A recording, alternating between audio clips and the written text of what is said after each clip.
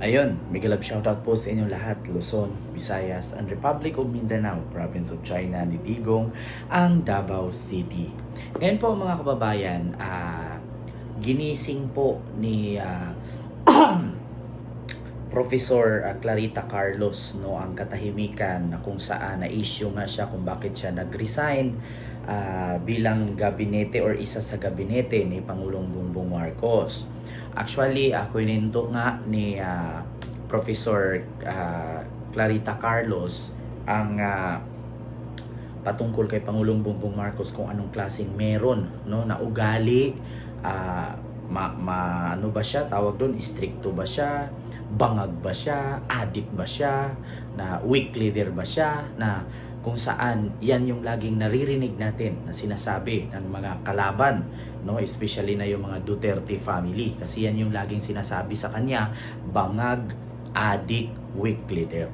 So mismo mga kababayan, bago ko i-play ang video na yan na interview ni Professor Clarita Carlos ng GMA News, ay nais ko lang pong sabihin sa inyo na maniniwala po tayo sa mga tao na nakakasama ni BBM. Huwag po tayong maniwala sa mga kwento-kwento lang katulad ng mga ibang personalidad dyan na nagsasabing inaalok daw sila ni First Lady Lisa ng cocaine, katulad ng ibang personalidad dyan na nakikita daw nila si BBM na gumagamit ng cocaine, bangag, addict, na puro lang kwento at walang naitulong sa bansa. Kaya nga sabi nga dito ni Professor Clarita Carlos na tigilan nyo yung pambabatikos ninyo kay Marcos, hindi kayo nakakatulong sa bansa.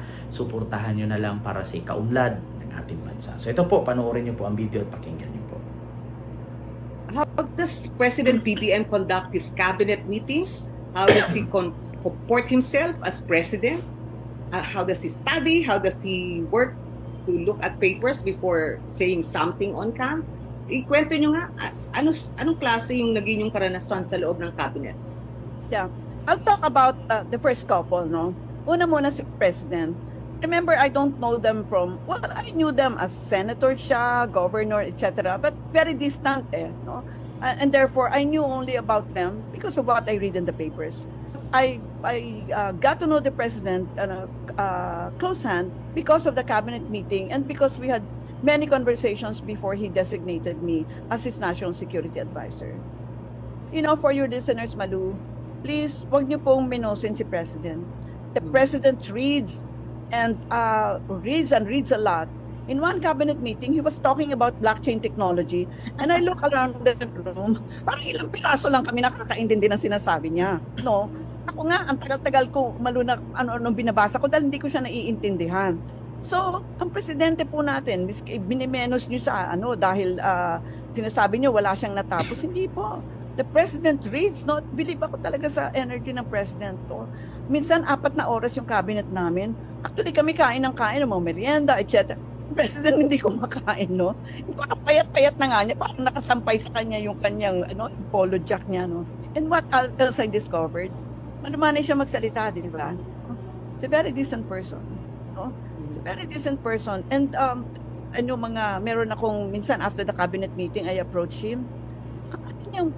Ang sarap niyang kausapin, hindi pa siya nagalit sa cabinet na kung ako, meron na akong rason para magalit, alam mo naman yung aking very impatient. But the president is a very decent person. Sana po, let's help him now succeed, no?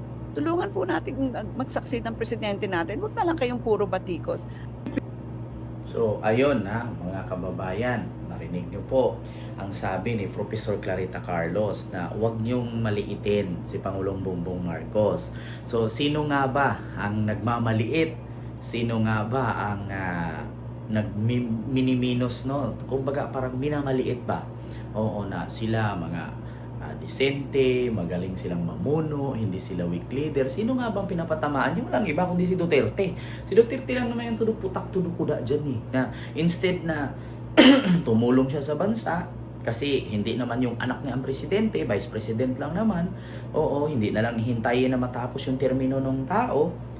Hindi puro batikos, puro birada, puro parinig. puro patutsada na wala namang patutunguhan yung patutsada niya. Maganda sana kung kada batikos niya kay Pangulong Bongbong Marcos ay ang Pilipinas, no? Maibsan ang kahirapan. Di sana kada batikos niya kay Pangulong Bongbong Marcos yung baha sa Davao, 'di ba?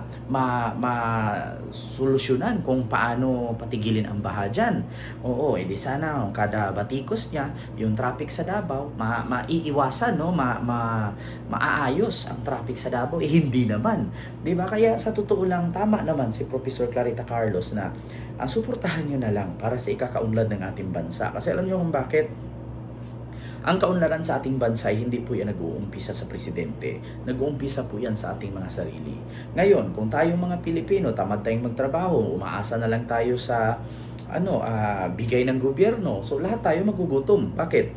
Anong ibibigay ng gobyerno kung wala tayong mga trabaho? Anong kukunin nilang pondo kung wala tayong mga trabaho? At siyempre, kung wala kang trabaho, walang tax. Di ba? Kasi ang kinukuha ng gobyerno, no, para ibigay sa tao at itulong sa Pilipinas at itulong sa bansa para sa kaunlaran, para sa pagdating sa agrikultura, gamutan at mga pasilidad at ang pag-edukasyon ay hindi po yan basta-bastang pinulot kung saan-saan. Yan po ay galing mula sa tax ng tao, iniipon para ibalik sa tao. Ngayon, kung aasa lang tayo sa gobyerno, lagi tayong sumisigaw, pag wala tayong bigas, kasalanan ni BBM to, kasi wala kaming bigas. Aba, hindi po kasalanan ng presidente yan. Kung wala kang bigas, magtrabaho ka para magkaroon ka ng bigas. Ngayon, pag nagbaha, sasabihin na naman, kasalanan ng presidente to. Aba, hindi naman po presidente ang nakatira dyan sa lugar kung saan binaha. Maliban na lang kung doon siya residente. Di ba? Nasa tao po ang kaunlaran ng bansa, wala po sa presidente. No? Disiplina at pagtrabaho ang kailangan kung gusto mong umunlad yung ating bansa. Kaya sabi ko nga sa inyo mga kababayan, tignan mo si Duterte. Ilang beses bumatikos, ilang beses bumirada, ilang beses may patutsada.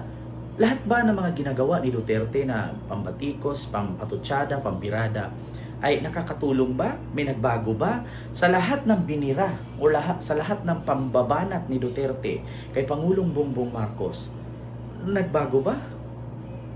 Yun bang Department of Education, nagkaroon ba ng mga bagong pasilidad, mga computer, mga kagamitan? Yun bang pagdating sa sandatahang lakas, lumakas ba ang mga kasundaluhan at kapulisan? Nung binatikos ni Pangulong Duterte si Pangulong Bongbong Marcos? Yun bang pinagbantaan ni Sara Duterte, si Lisa, si Martin at si BBM? Yumaman ba ang mga Pilipino? Parang wala naman. So, para kung gusto nyo umunlad yung ating bansa at makatulong kayo sa ating bansa, presidente ng Pilipinas hindi yan marunong pumatay. Yeah. Kahit hindi mo siya gusto, pwede ka naman lumapit sa kanya, makipag-coordinate ka, makipag-cooperate ka. Bakit? Dumaan ka na pagka-presidente at lalong-lalo ngayon yung anak mo, vice president. Di ba? Hindi naman siguro si BBM mangangagat kung pupunta kayo sa Malacanang, BBM or Bongit. Hindi ko nagustuhan yung pamamalakad mo. Pwede bang magbigay ako ng suggestion? Di ba? Bilang presidente noon, na sinundan mo, pwede bang magbigay ako ng suggestion para sa ikakabuti ng ating bansa? Hindi yung puro ka parinig, puro ka birada, puro ka tirada, puro ka patutsada. Lahat nagsayang ka lang ng laway, binibilog mo lang at minamanipulate mo lang yung utak ng mga supporter mo para hindi sila hindi sila makipag-cooperate sa gobyerno. 'Di ba? Sa totoo lang sa ginawa ni Duterte ngayon, pagre-rebuild yan. Bakit? Ang mga Duterte hindi natin makligtaan, may mga supporter silang tanga. May mga supporter silang bobo. Ngayon, pag sinabi ni Duterte na kumain sila ng tae, kakain ng tae yan. Mga bobo na supporter yan eh. So ngayon, pag sinabi ni Duterte na adik si BBM, huwag kayong magbayad ng tax, susunod yun. So ngayon, paano uunlad yung ating bansa kung ikaw mismo na leader noon, instead na tulungan mo yung kasalukuyang leader or yung leader ngayon, yeah? Wala eh. Tinutulungan mo siyang bumagsak, hinihila mo siyang pababa. Kaya lahat ng pambabatikos ni Duterte kay Pangulong Bongbong Marcos, walang improvement. Hindi siya nakakatulong si Duterte bagkus sinisira niya ang buhay ng Pilipino. Di ba? Kasi may mga supporter siyang tanga, may mga supporter siyang bobo na tinatawag nilang DDS. Di ba? Yung mga DDS na yan, pag sinabi ni Duterte na adik ang presidente natin, huwag kayong magbayad ng tax, hindi talaga magbabayad ng tax yung mga yan. Bakit? Kasi mga bobo nga yan. Ngayon, so, pag hindi yung nagbayad ng tax, ang mga DDS, So ano pang gagamiting pondo, no, or proyekto para sa ikakaunlad ng lugar ng mga DDS din? Ngayon sisigaw-sigaw sila, oh, walang kaunlaran, walang kaunlaran. Paano uunlad? Hindi kayo nagbayad ng tax. So anong gagawing proyekto para ibigay sa inyo? Kasi naniniwala kayo sa idol ninyong si Digong nyo. Di ba? So lahat po ng ginawa ni Digong hindi po nakakatulong sa bansa mo, bagkus nakakasira po siya sa bansa. Kaya nga anong panawagan ni Professor Clarita Carlos? Oh, wag niyong minusin, wag niyong maliitin si BBM. Mabait na tao, matalinong tao, disenteng tao si BBM. Di ba? Instead na batikos kayo ng batikos, tumulong na lang kayo.